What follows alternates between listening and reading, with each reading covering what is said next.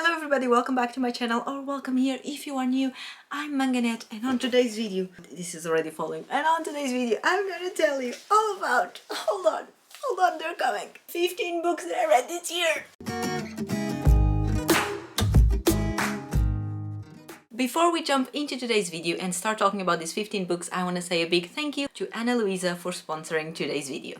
Ana Luisa is a jewelry brand set in New York that creates sustainable crafted pieces that bring joy to those who wear them and also to those who make them, with the conviction that luxury can be enjoyed without excess. They are the first direct-to-consumer jewelry brand to become carbon neutral. That means that for all the CO2 they produce during the creation of their jewelry, the running of the business and the shipping of the orders, it all has to be counterbalanced with the same amount of oxygen. They've been offsetting their carbon emissions since January 2020 and are now completely carbon neutral, meaning that they sustainably give back for everything they take.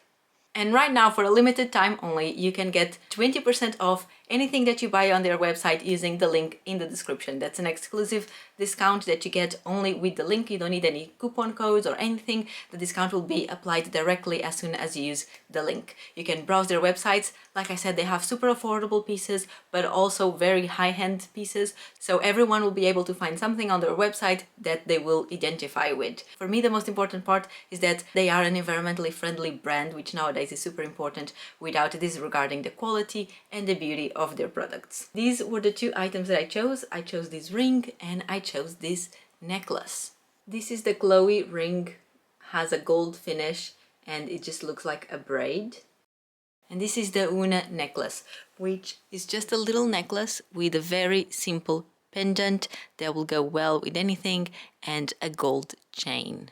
The pieces are shipped worldwide from their offices in New York, and they come in a very environmentally friendly cardboard box, and inside they come in these adorable pouches, which you can also use if you're traveling with your pieces to keep them safe. The box once again reminding you about their environmentally goals and the things they've achieved so far. Don't forget to check out the link in the description box. And now let's talk about books. This year I've been doing a bunch of reading vlogs, and I've stopped doing monthly wrap-ups because I discovered that I end up talking about all the books in the vlogs, so the monthly wrap-ups would get a little bit repetitive and I just ran out of the pleasure of doing them, so I stopped. However, I know that not everyone enjoys a reading vlog, and some people, they just like a short opinion review, knowing how many stars I rated each book. And because of that, if you don't watch my reading vlogs, you might not have any clue of what I've been reading or if I enjoyed certain books or not. And this is what this series of videos will be. This is going to be like a menu where I tell you about 15 books each time in a very short manner, and I tell you where I spoke about that book and how many stars I gave them, and then I'll leave all the links for all the vlogs and videos where these books appeared in the description, so you can go and check out with further details. So today we'll be learning about the 15 first books that I read this year, and then there will be another one from books 15 to 30, and then 30 to 45 if I get there, etc, etc. 15 books at a time until the end of the year. So let's go. He started it by Samantha Downing. This was actually the last book from my chapterized book club, a book club that I used to organize, and it was like a subscription service, but that book club no longer exists. So this was actually the last book that we read together, which was like the November book, but we ended up just reading it in January because of the Christmas vacation and everyone was busy. This is a thriller. I don't remember much about this anymore, I must say. I gave it this 3 stars. It was about a road trip that a group of siblings were doing because of their grandpa that died, and they had the grandpa's ashes with them in the car, and they were following the same road trip that they did as a kid, and along the time there's throwbacks to when they first did that road trip, and now they're doing to get access to the money their grandfather left them, because one of the rules was they would have to go along this road trip and only at the end they would receive the money. So that's why they're doing it, but they don't have the best relationship with each other. The grandpa was a bit weird as well. The book was not amazing. He was very plain, nothing really interesting was happening, and then the end was just like everything got resolved super quickly, and I don't remember many details anymore, which is literally the definition of a 3 stars book to me. Through the Wall by Caroline Corcoran. This I read in a video where we were testing the concept of reading books with similar covers to other books that we loved, and this is about 2 neighbors that share a wall in a flat, and they hear each other's lives happening, and they each have an impression of what they think the other one's life actually is, and then we are following a dual perspective, dual narrative,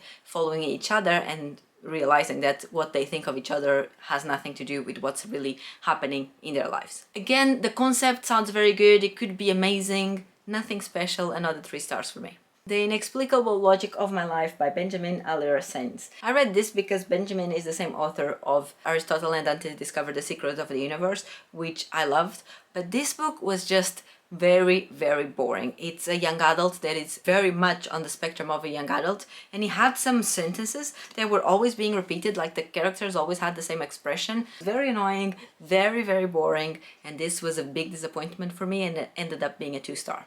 The 7 Husbands of Evelyn Hugo. I read this book because you guys told me to read it. There's an entire reading vlog for this. I didn't love this. I liked it. It was intriguing, but nothing amazing like everyone paints this to be. For me, it was just a regular 4 stars. The Star-Crossed Sisters of Tuscany by Laurie Nelson Spillman. This one I read in a video where I was reading the first 2 books that showed up on my Instagram, so I was just scrolling, and the first 2 that showed up and I hadn't read and I didn't own, I would buy them, read them, and see what they were all about. I didn't know anything about it when I started reading. I don't even think I knew the synopsis. This is about an Italian family living in America that believes that the second daughters of their family are cursed and they will be forever single. So we are following a girl in her late 20s and her grandma, and they are both second daughters in their own generation, and they both go together to Italy to try and break the curse. But none of them really believes the curse exists. What happened in the past with their family, where did this curse came from, why do they think this, and how are they going to break it? And I really enjoyed this. I was really, really surprised. In the beginning, it took me a little bit to get into the story. Very quickly, it became very intriguing. I believe that from the moment where they actually get to Italy, it became very intriguing. And it's very sweet. It almost had me tear up at some parts. This was a very strong 4 stars for me, so like a 4.75. And this was the second book that I read in that same video. This is The Truth Project by Dante Medema. I don't remember anything about this. I remember I didn't like it. I gave it 2 stars. A girl that was doing a school project and she was writing a poem about her family, and she was adopted, but she didn't know she was adopted. I don't know, I don't remember the details. I found it very boring and silly. I didn't think the school project made any sense. Why would this become a school project? And she was like writing a poem on that family topic. I don't know, I didn't like it. The cover is gorgeous, but the story itself, not so much. 2 stars. The Boy, the Mole, the Fox and the Horse. This book was very, very famous and it's gorgeous. It has a very important message about you're not alone, you don't have to go through the difficulties of life alone, and you're allowed to be happy, and the illustrations are gorgeous. I must say I'm not the biggest fan of the font they've used. It's like handwritten, but in certain moments it becomes very difficult to read. So I'm not the biggest fan of that. But the story itself is gorgeous and I'm really happy I read this. I ended up giving this a 4 star. Again, this is one of those that most people give 5 stars. I didn't think it was that good. I thought it was missing just a tad bit, but still very good. And I want to reread it because this is like a, I don't know, 40 minutes read, maybe not even that. But I want to refresh this message in my head because it was just so cute. In 5 Years by Rebecca Surley. This one I read for a video where I was trusting the blurbs on book covers. So in this case, I had a blurb from an author that I've read in the past and loved, Beth O'Leary. She blurbed this book by saying it was stunning, so because I trust Beth O'Leary writing style in her books, I read this one. And it's a very short book. I was very happy with it. I really enjoyed it. Almost cried at some point as well. 4 stars. And the story was not what I thought it was. Basically what the synopsis say and what I was thinking it was, this girl who is about to get married with supposedly the man of her dreams, and one night she falls asleep, she dreams about this complete random stranger. She's living with that complete stranger, like they have a life together, that's what she dreams about. Then she wakes up, completely dismisses the dream because who the hell was he? She has never seen him. And then 5 years later after the dream, she meets him. And I thought it was going to be focused on that romance, but it's not, and it really surprised me. And I know the fact that it's not focused on what everyone thinks really throws some people off and they end up not liking the book because of that, but to me it was excellent and I loved it, and 4 stars. Becoming by Michelle Obama, this big bad boy. This one I read because it was the best book on my TBR, and this one which was the worst, and I read both of them for the same video. This is Even If We Break by Marieke Nieschamp. This was supposedly the worst book in my TBR. Regarding this one, I liked it, but I didn't love it. It's a non-fiction, obviously, talking about Michelle's Obama life and how she met Barack and how was it to be the wife of someone going into the run of becoming America's president.